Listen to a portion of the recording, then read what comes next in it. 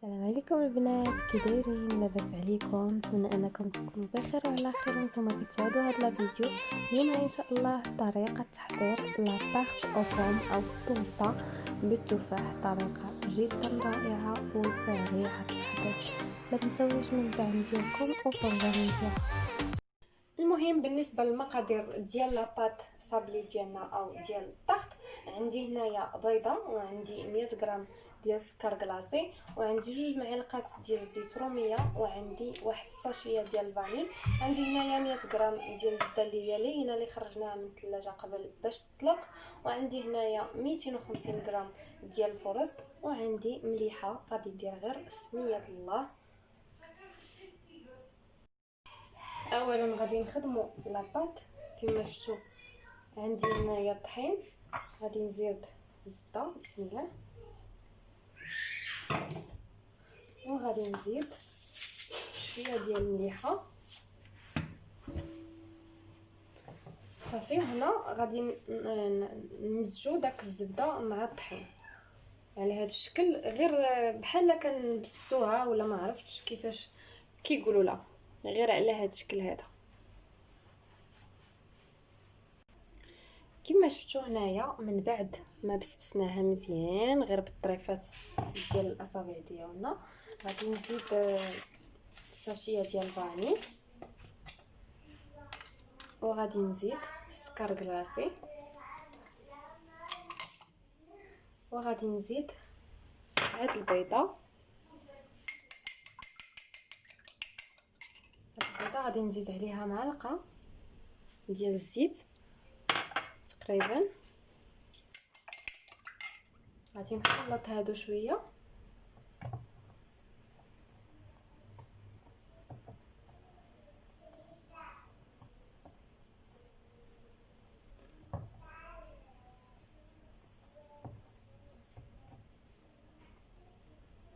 صافي. هنايا غادي نزيد البيضه ومعلقه ديال الزيت. غادي غير نخلط، ما غاديش نعجن نهائيا. كما شفتوا انا راني درت غير معلقه واحده ديال الزيت لانها البيضه كانت كبيره شويه وتجمعات، دونك ما غاديش نزيد المعلقه الثانيه. صافي جمعتها، غير ما عجنتهاش، غير جمعتها وصافي. من بعد ما تجمعات غادي نديرها في الفيلم اليمونتير وغادي نخليها واحد نص ساعه باش ترتاح. الا كان الجو بارد يمكن لكم تخليوها غير على برا، والا كان الجو سخون خصها الثلاجه كما شفتوا.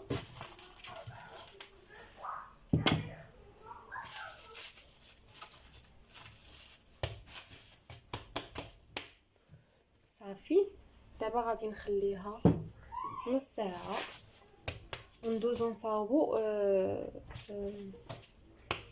لا كريم.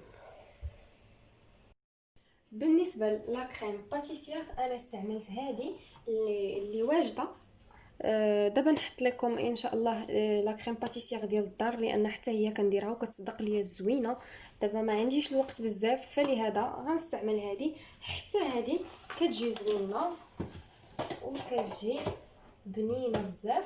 عندي هنايا نص لتر ديال الحليب، وعندي 3 ديال المعالق ديال سنيده، وعندي 3 المعالق عامرين مزيان ديال الباتيسير.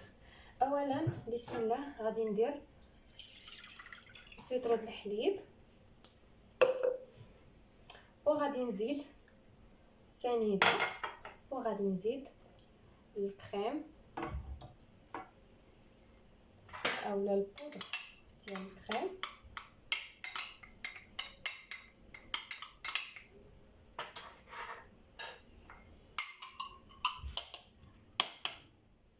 غادي نخلط هادشي مزيان مع بعضياتو.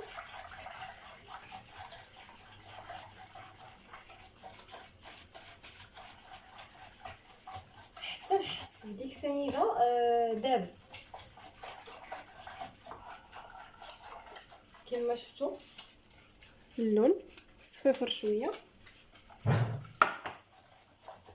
صافي هنايا غادي نشعل عليه البوطه مهيله شويه،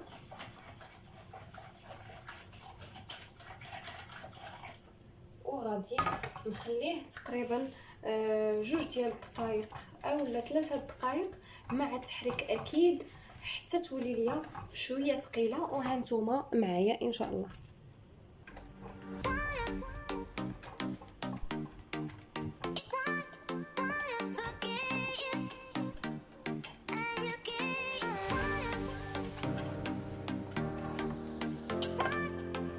صافي هنايا تقالت كيف ما شفتوا.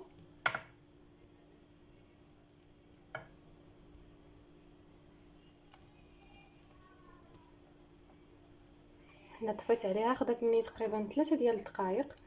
صافي غادي نديرها في الثلاجه باش تبرد. غادي ندخلها للثلاجه تبرد.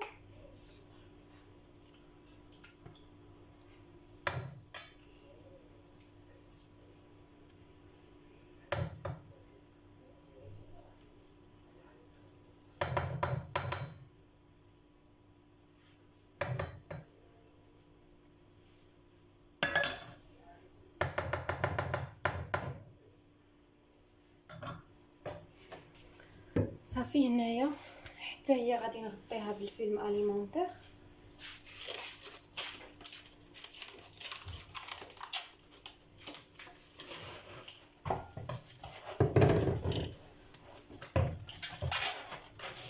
وغادي ندخلها الثلاجه حتى هي تبرد تقريبا واحد نص ساعه بيد ما خدمت لاباط. بالنسبه لاباط بعد ما خرجتها من الثلاجه دوزات نص ساعه. هذا هو المول، درت فيه بابي كويسون وغادي نطلقها بشويه ديال الطحين. وهانتوما معايا.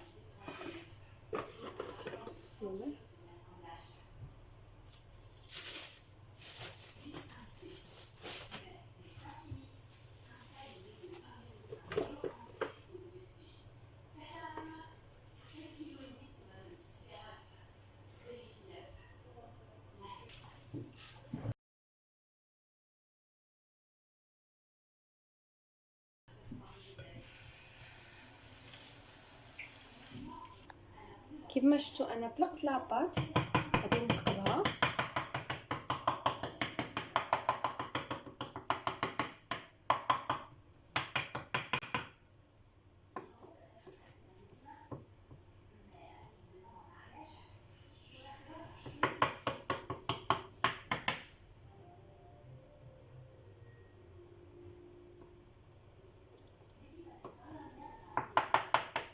صافي حاولت انني نطلع دوك الجنيبات. دابا غادي ندخلها للفران على حساب صراحه انا حتى كتشد في راسها، حتى ماشي كتحمر ولا كطيب، غير ما كتبقاش عجينه. كنفضل انها نعمرها هكاك لانها كتجي شويه معجنه. وبالنسبه لاباط اللي بقات ليا حاولت انني نستغلها ودرتها ديسابلي على شكل قليبات. صافي دابا غادي ندخلها الفران.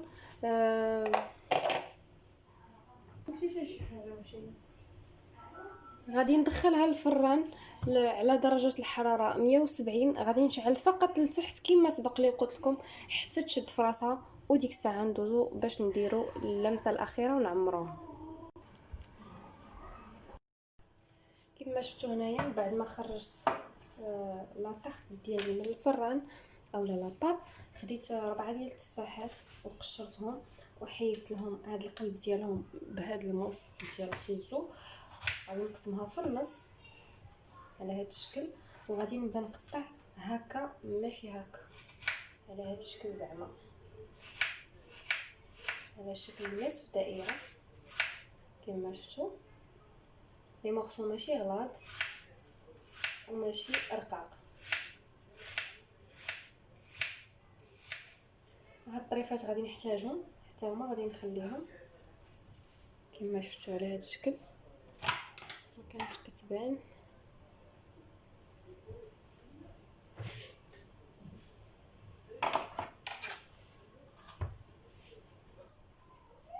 كما شفتوا بعد ما قطعت التفاح كله درت هنايا شويه ديال الزبده دايبه وشويه ديال السكر او السكر الاحمر. وهنايا درت لا كريم باتيسير، زدت خلطتها شويه من بعد ما خرجتها من الثلاجه. دابا غادي ندوزو للعماره، غادي نديرو لا كريم.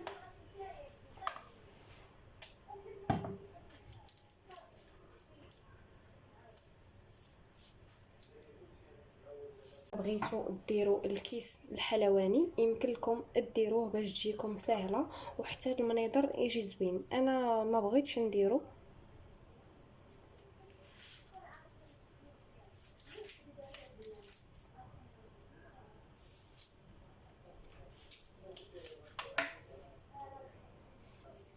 ودابا غادي ندوزو لطريقه التزيين. كيف ما شفتوا غنديروا على هذا الشكل. نتوما زينوا كيف ما بغيتوا، تفننوا ليا مع راسكم على الشكل اللي حبيتوا. غادي نكمل الدوره. كما شفتوا كملت الدوره على هذا الشكل. دابا غادي نديرها العكس. دابا غادي ندير العكس ديال هذيك الدوره على هذا الشكل. نفس الشيء غادي نكمل الدوره بالعكس ونرجع معكم. بالنسبه للشكل جات على هذا الشكل هذا كيف ما كتشوفوا. عاودت الدوره بالعكس. هنايا قطعت غير دي بتي مورسو ودرتهم في الوسط لان ليسباس ما كانش كافيني لانها صغيره بزاف. المهم غادي ندهنها بشويه ديال الزبده دايبه.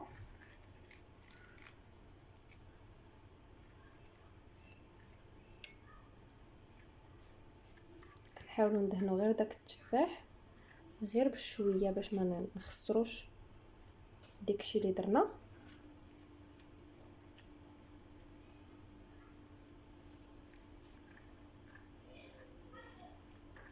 صافي. هنا كيف ما شفتوا غادي ندير سكر رو.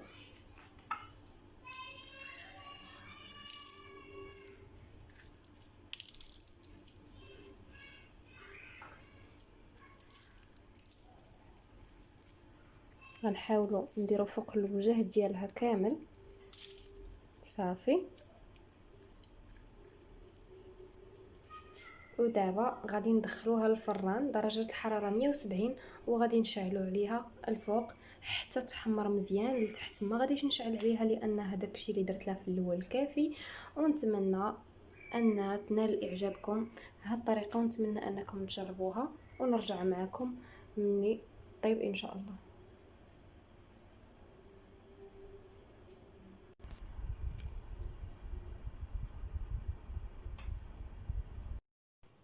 كيف ما شفتوا معايا هذا هو الشكل النهائي من بعد ما تحمرت.